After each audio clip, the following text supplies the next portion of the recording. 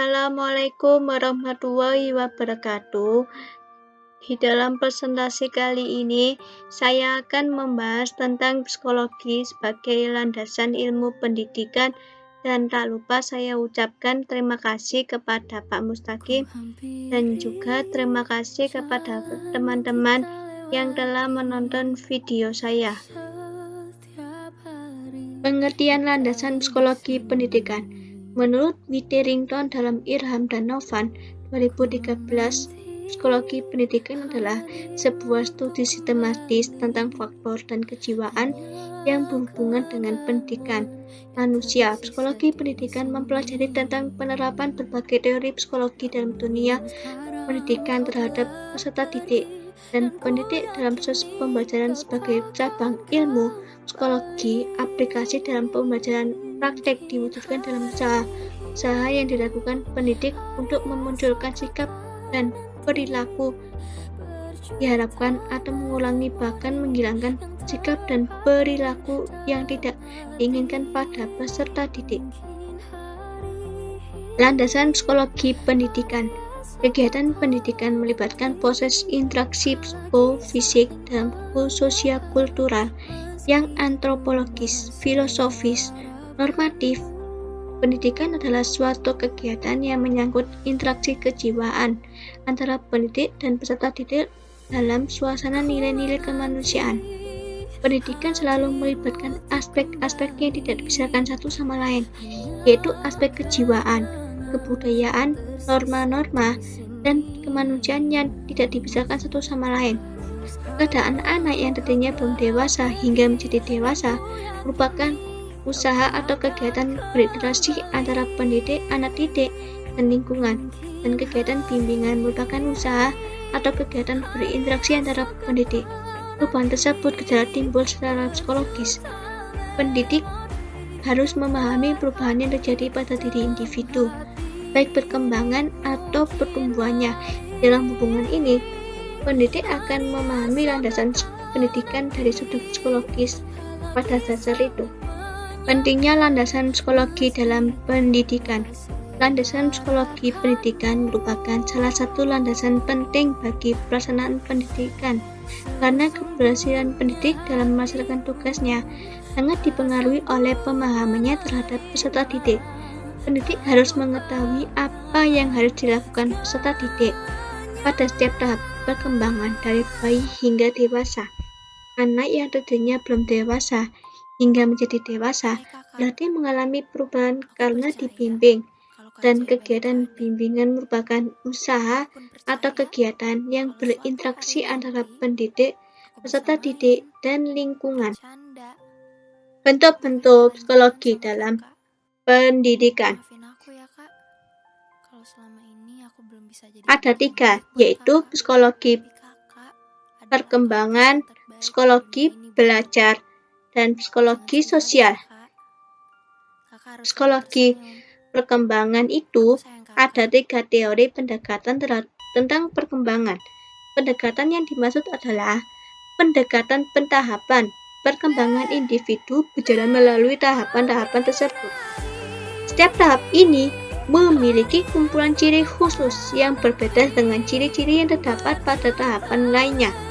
Yang kedua, pendekatan diferensial.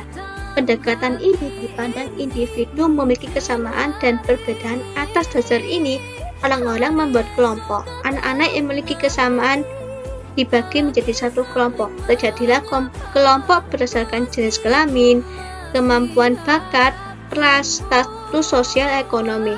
Yang ketiga, pendekatan inisiatif, yaitu pendekatan ini berusaha melihat karakteristik setiap individu dan dapat saja disebut sebagai pendekatan individual, melihat perkembangan seseorang secara individual. Dalam ketiga metode pendekatan ini yang dilaksanakan adalah pendekatan pentahapan. Ada 2 macam pendekatan pentahapan, yaitu bersifat menyeluruh dan yang bersifat khusus. Yang menyeluruh mencakup segala aspek perkembangan yang merupakan faktor yang harus diperhitungkan saat menyusun tahapan perkembangan. Sedangkan yang bersifat khusus hanya mempertimbangkan faktor tertentu sebagai dasar menyusun tahapan perkembangan anak, seperti pentahapan Piaget, Kohlberg, dan Erikson. Menurut Rousseau, psikologi perkembangan membagi masa perkembangan anak atas 4 tahap, yaitu 1. Masa bayi 0-2 tahun. Bagian besar merupakan perkembangan fisik. Yang kedua, masa anak 0-12 tahun yang dinyatakan perkembangannya baru seperti hidup manusia primitif. Yang ketiga, masa pubertas 12-25 tahun ditandai dengan perkembangan pikiran dan kemauan untuk berpetualang. Masa adolesen 15-25 tahun. Pertumbuhan seksual menonjol sosial, kata hati, dan moral. Remaja ini sudah belajar berbudaya. Yang kedua, psikologi belajar. Di kalangan ahli psikologi keragaman dalam cara menjelaskan dan mendefinisikan makna belajar. Namun, baik secara eksplisit maupun secara implisit, pada akhirnya terdapat kesamaan maknanya, ialah bahwa definisi maupun konsep belajar itu selalu menunjukkan kepada sesuatu proses perubahan perilaku atau pribadi seseorang berdasarkan praktik atau pengalaman tertentu. Secara psikologis, belajar akan didefinisikan sebagai suatu usaha yang dilakukan oleh seseorang untuk memperoleh suatu perubahan tingkah laku secara sadar dari hasil interaksinya dengan lingkungan.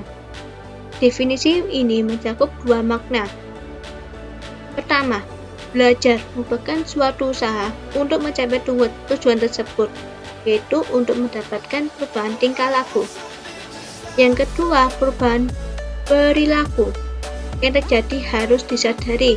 Oleh karena itu, kegiatan dan upaya untuk mencapai perubahan perilaku dianggap sebagai proses pembelajaran, dan perubahan perilaku dianggap sebagai hasil belajar. Artinya, pada dasarnya pembelajaran melibatkan 2 hal, proses pembelajaran dan hasil belajar. Yang ketiga, psikologi sosial. Menurut Hollander tahun 1981, psikologi sosial adalah psikologi yang mempelajari psikologi seseorang di masyarakat yang mengkombinasikan ciri-ciri psikologi dengan ilmu sosial untuk mempelajari pengaruh masyarakat terhadap individu dan antar individu. Menurut Klinger, Pidata tahun 2007, ada beberapa faktor yang menentukan motivasi belajar. 1. Kebutuhan dan minat individu. Yang kedua, kesulitan persepsi akan tugas-tugas. Yang ketiga, harapan sukses.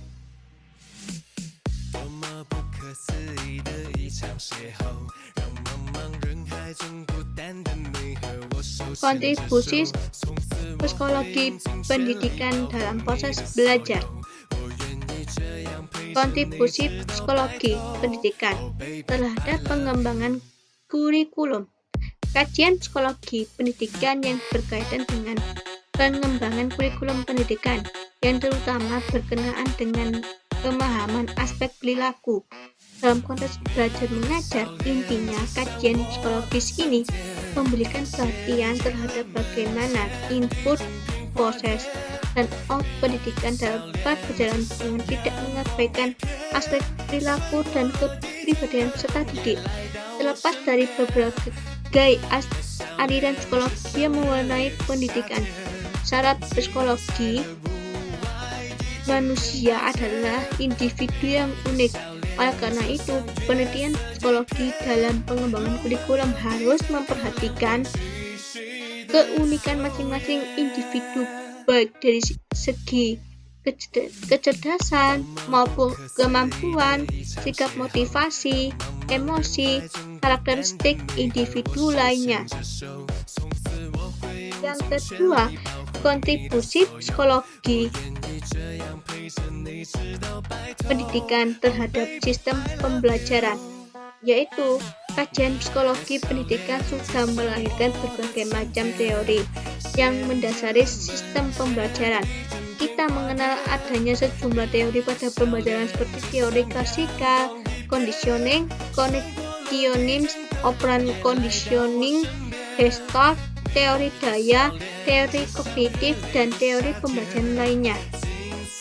Terlepas menurut kontroversi yang menyertai kelemahan menurut masing-masing dari tersebut, dalam kenyataannya teori tersebut sudah memberikan sumbangan yang signifikan pada proses pembelajaran. Demikian presentasi dari saya.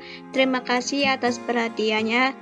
Apabila di dalam penyampaian ada kesalahan kata, saya mohon maaf yang sebesar-besarnya. Wabillahi taufik wal hidayah. Wassalamualaikum warahmatullahi wabarakatuh. Ini kisah sedihku, ku meninggalkan dia.